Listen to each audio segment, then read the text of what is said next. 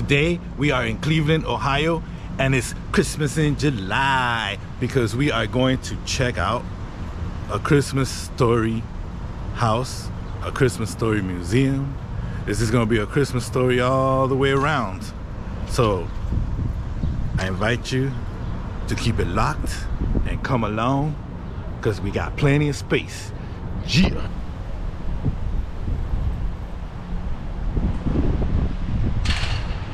There it is, y'all, in all its glory. The Christmas Story House. All right, here it is, y'all. We going in. Come along. Christmas Story House. Film location right here. All right, everybody. Welcome to the Christmas Story House. How are you guys doing this evening? Good. My name is David, and I'm your tour guide for this tour. There's two parts to the tour. Well, we got a couple more people coming. All right, come on in. There you are.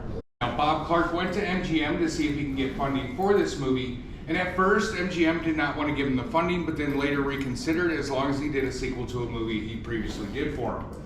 Now that he had funding, he sent out 22 letters around the country to find a department store that would allow the crew access after hours, plus keep their Christmas decorations up until the end of March.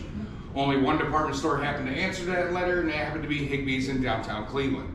Now the building is still there, the department store is not. But when they got here to Cleveland and they saw all the Christmas decorations and the slide for Santa, they thought it was perfect. Then they heard about a still mill just outside of downtown Cleveland and they wanted to find this still mill. But instead of asking for directions, they decided they'd follow the smoke and they would eventually get there. Well, a few wrong turns later, they ended up right here at the corner of Raleigh and West 11th Street. Now they saw this house and thought it was a perfect house to film at, so they decided they were going to knock on the door to see if they could rent the house for 11 weeks. Now, they did not get an answer at first, so they went to the Raleigh Inn, which is just across the street, to grab a bite to eat, and they figured while they're there, they're going to ask around to see if anybody knows who lives in this house. Well, one guy in that bar actually knew who lived here, and it just so happened he lived here. Now, when they asked to rent his house for 11 weeks, what do you think he said? No. You'd be right. He said no. He didn't really like the Hollywood type snooping around his house, plus he didn't know where he'd stay for the 11 weeks. So they decided to sit and chat with him for a while, bought him a few drinks, and then gave him a check for $20,000 and set him up in a hotel in downtown Cleveland. Check it out, y'all. I'm in the toilet. I'm in the toilet, y'all. Yep. The original Bad Bunny. All right, so I'm here in the backyard of the Christmas Story House. We're gonna do a little walking tour.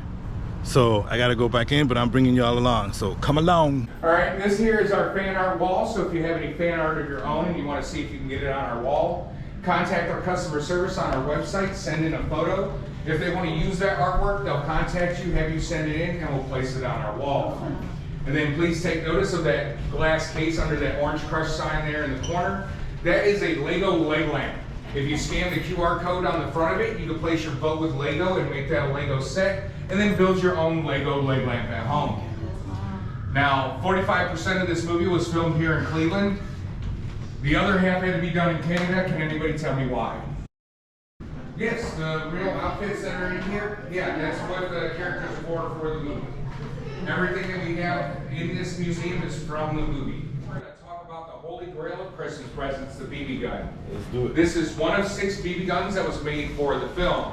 The leather tassel being on the left and the sundial and compass on the right. All the other guns Daisy has made, there was no sundial or compass in the stock. That was a feature Gene Shepard made up in his short stories. So they contacted Daisy, had them construct 6 BB guns for this film. We have one, a director that doesn't wish to be named, they have one, and Peter Billingsley still owns one.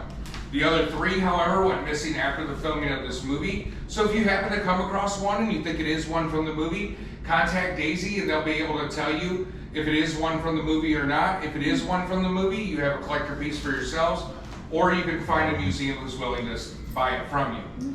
Now, as far as the vehicles in the garages, the fire truck is not the actual fire truck from the film. That one is in Chippewa Falls, Canada at a museum there.